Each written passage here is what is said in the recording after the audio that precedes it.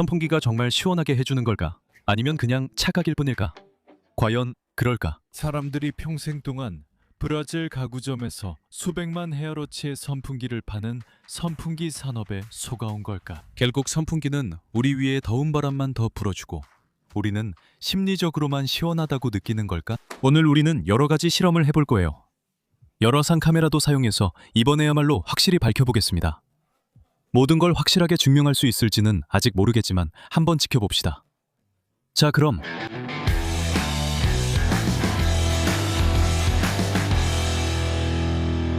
일단 처음부터 말하자면 선풍기라는 기계 자체는 그냥 공기를 움직여줄 뿐이에요. 이건 에어컨처럼 시원하게 해주는 게 아니란 걸 알아야 해요. 그러니까 이론적으로는 만약 더우면, 맞아요, 선풍기는 오히려 더운 공기를 더 많이 내 쪽으로 보내는 거예요. 그런데 이 바람이 정말로 뭔가를 더 시원하게 만들어줄까요? 제가 컵 2개를 가져올게요. 이건 알루미늄 컵이에요. 알겠죠? 제가 검은색으로 칠한 이유는 열 화상 카메라로 알루미늄을 보면 너무 보기 힘들거든요. 알루미늄은 반사돼서 실제로 무슨 일이 일어나는지 잘 안 보여요. 그런데 검은색은 그렇지 않아서 검은색이면 다 제대로 보입니다. 그리고 방금 냉장고에서 꺼낸 차가운 물을 컵 안에 부을 거예요. 이렇게 하면 컵이 아주 차가워지겠죠. 그리고 나서 선풍기 앞에 놓을 거예요. 선풍기가 차가운 컵에 어떤 영향을 주는지 보기 위해서죠. 와, 물이 정말 시원하네요. 대략 11도 정도예요. 자, 이제 붓겠습니다. 이 컵은 바람을 맞지 않을 거고 이 컵은 바람을 맞을 거예요. 선풍기를 켜고 무슨 일이 일어나는지 봅시다. 야, 선풍기 앞 컵은 이미 거의 20도에 도달해 훨씬 빨리 데워지고 있고 다른 컵은 17도에 머물러 있어요. 여기 이미지에서 보면 아주 분명해요. 한 컵이 다른 컵보다 훨씬 더 어두워요. 오른쪽에 있는 컵, 아래쪽에 있는 컵은 진한 파란색이고 위쪽에 있는 컵은 연한 파란색이에요. 봐요. 21도 대 18도, 22도 대 19도예요. 선풍기 앞 컵이 더 따뜻해졌으니 우리가 선풍기가 데운다는 걸 방금 증명한 거예요. 하지만 이번에는 차가운 컵 대신 뜨거운 컵으로 실험해보면 어떨까요? 여기 따뜻한 물로 한번 실험해보죠. 두 컵 다 40도예요. 소수점 차이만 있어요. 무슨 일이 일어날지 봅시다. 몇 초 만에 위에 있는 컵이 식었어요. 이거 봐요. 위에 있는 컵은 30도, 그 아래에 있는 컵은 36도예요. 완전히 다른 모습이죠. 보세요. 하나는 빨간색이고 다른 하나는 노란색이에요. 방해되는 점들을 좀 지울게요. 아주 뚜렷하네요. 봐요. 두 컵의 차이가 엄청나요. 위에 있는 컵은 거의 실내 온도인 25도까지 내려갔어요. 아래에 있는 컵은 32도예요. 선풍기는 온도를 낮춥니다. 첫 실험에선 온도가 올랐고 두 번째 실험에선 내렸어요. 멋진 결론이죠? 이렇게 해봐요. 잠깐 시간을 두고 두 컵을 실내 온도로 맞출 거예요. 두 컵 다 여기 있어요. 거의 똑같아요. 알겠죠? 둘 다 방온도예요. 여기 24도로 맞추고 오른쪽 컵은 거의 안 만질게요. 손이 온도에 영향 주지 않도록 할 거예요. 컵 만지는 부분은 금방 더워지지만 큰 차이는 없을 거예요. 이제 선풍기를 켜서 이 궁금증을 완전히 해결해 볼게요.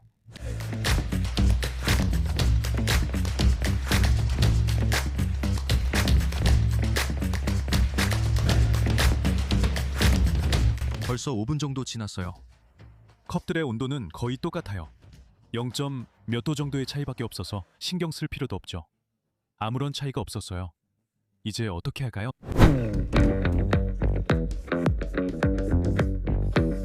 선풍기는 바람을 불어주고 밀어주고 주변의 공기를 불어넣어줍니다. 그래서 이 공기는 실내 온도, 즉 주변 온도에 맞춰져 있어요. 그래서 뜨거운 물건을 선풍기 앞에 두면 그 뜨거운 물건이 실내 온도로 식게 됩니다. 즉 뜨거운 것이 식는 거죠. 반대로 차가운 물건을 두면 그 차가운 물건도 실내 온도로 올라가게 됩니다. 보통은 차가운 것이 따뜻해지는 거죠. 그리고 실내 온도와 같은 물건을 두면 아무런 차이가 없습니다. 방금 우리가 컵으로 본 것처럼요. 이걸 보면 사실 선풍기가 별로 소용이 없는 것 같다고 생각할 수 있죠. 날씨가 더우면 실내 온도의 바람이 내게 불어오는 걸 원하지 않으니까요. 네, 하지만 중요한 사실을 말씀드려야겠네요. 당신은 컵이 아닙니다. 그래서 차이가 있을 수도 있습니다. 우리 몸에는 시원해지기 위한 메커니즘이 있는데 대표적으로 땀이 자연 에어컨 역할을 합니다. 당신이 너무 더울 때 몸은 땀구멍을 통해 물을 내보내기 시작합니다.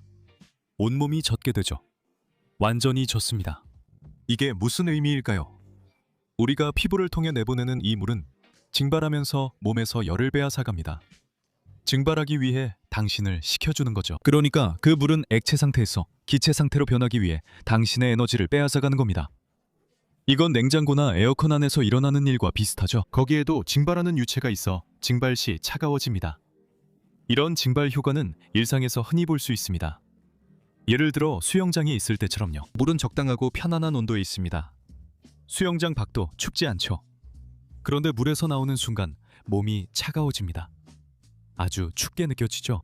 이것은 당신 몸에 묻은 물이 증발하고 있기 때문입니다.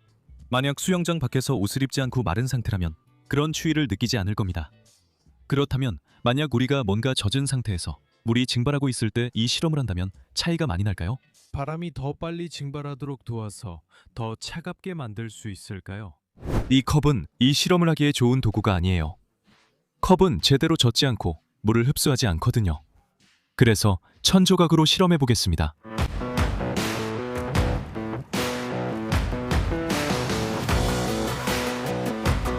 두 1000조각 모두 약 23도죠? 이제 선풍기를 켜고 천이 안 날아가길 바라야겠네요. 그래야 실험이 망가지지 않으니까요.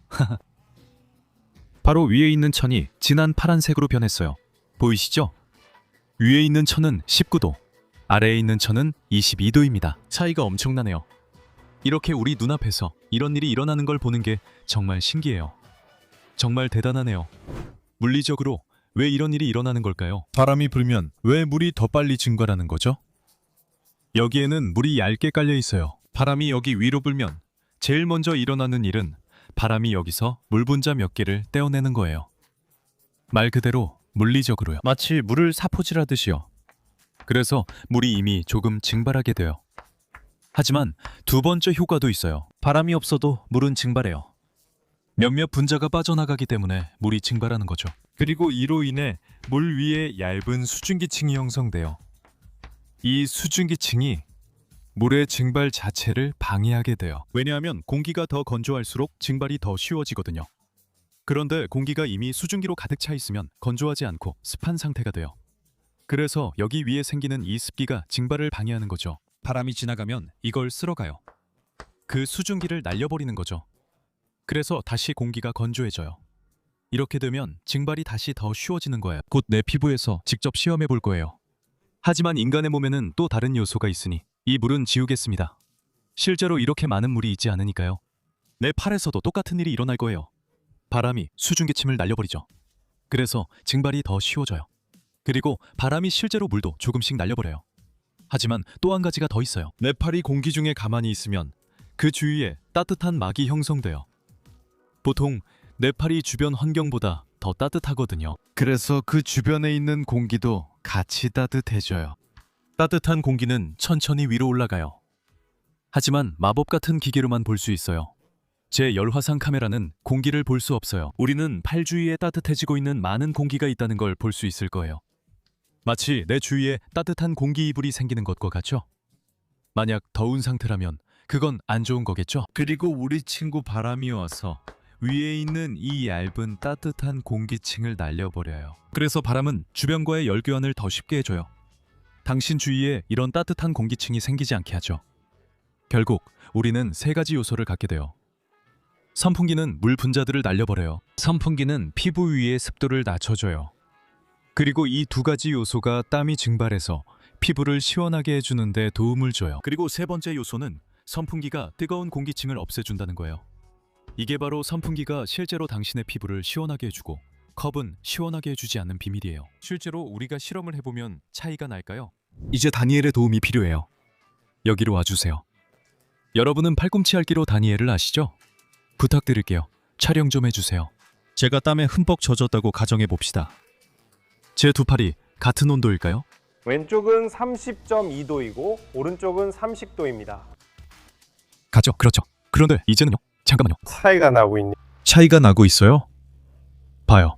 29.8도랑 25.9도. 3도 차이네요. 오른쪽 팔에 파란 얼룩이 있어요. 와, 멋지다, 그치? 이런 실험은 우리도 한 번도 해본 적이 없었어요. 그치, 29.5도랑 25도, 4도 반이야. 와, 진짜 대단하다. 진짜 대단해. 그래, 엄청 차가워지고 있어. 내 오른팔이 훨씬 더 차가워. 차이가 6도야. 네 오른팔에 파란 얼룩이 보이네. 확인됐어? 남은 차이야. 야, 말도 안 돼. 말도 안 돼. 와, 아니 전혀 상관없어. 이 둘은 아무 관련이 없어. 재밌는 건 네 팔에서 온도 차이가 가장 컸다는 거야. 컵도 아니고 천도 아니고 네 팔이었어. 내 팔이었어. 맞아. 가장 큰 차이가 나한테서 일어났어.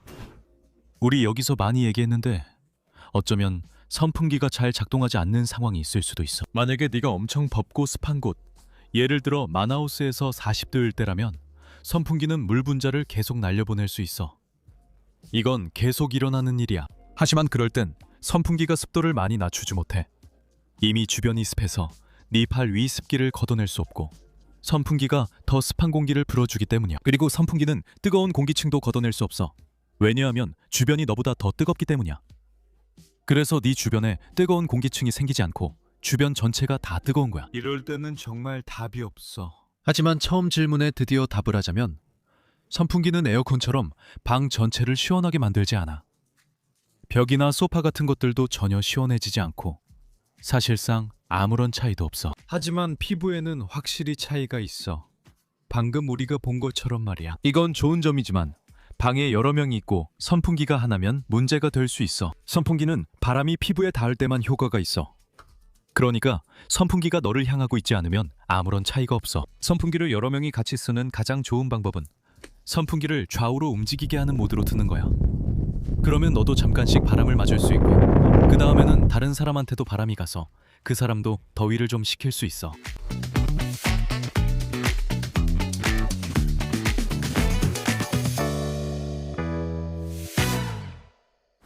이 영상을 보고 있고 더위를 타고 있다면 내가 줄 수 있는 최고의 팁은 집 지붕 아래에 뭔가를 설치하는 거야. 우리는 테트라팩, 우유팩 같은 걸로 일종의 열 반사판을 만드는 방법을 가르쳐줬어. 이게 너에게 닿는 열을 줄이는데 정말 효과가 좋아. 만약 네 집 지붕 아래에 아무런 보호 장치가 없다면 집에서 이걸 만들어 보는 것도 생각해 볼 만해. 비용도 거의 들지 않고 우리가 마누알 두문도에서 만드는 방법을 가르쳐줬으니까 그냥 영상만 보면 돼.